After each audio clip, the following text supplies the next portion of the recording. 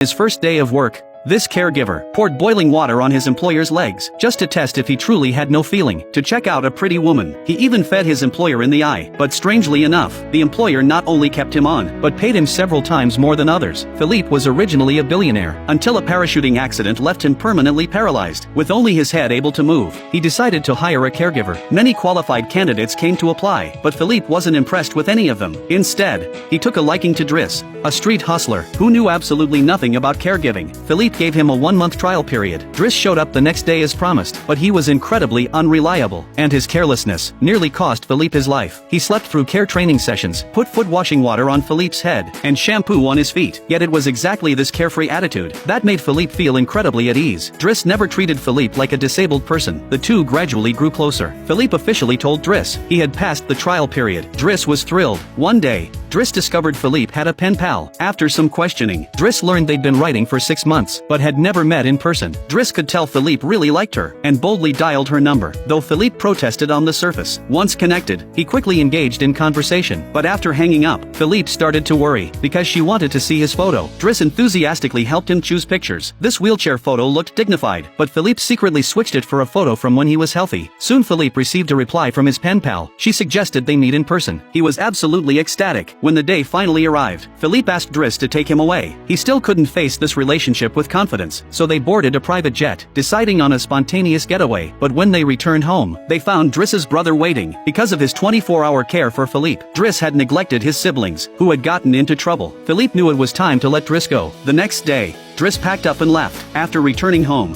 Driss quickly resolved his family's problems. He started looking for a new job, and thanks to the artistic sensibility he developed with Philippe, he successfully passed an interview. Meanwhile, after Driss left, Philippe went through caregiver after caregiver. When Driss saw Philippe again, he had become a disheveled old man. Driss saw Philippe's unhappiness, and drove him through the countryside, until they reached the seaside. Looking at Philippe's scruffy beard, Driss got another mischievous idea, styling his beard like this, then like this, and even like this. Thanks to Driss's return, Philippe's stagnant life regained its vitality. Finally, Driss took Philippe to a restaurant, but didn't plan to stay with him. Driss told Philippe not to be nervous. After Driss left, a young woman sat down across from Philippe. It was his pen pal. The date Philippe had once avoided finally came to a perfect conclusion.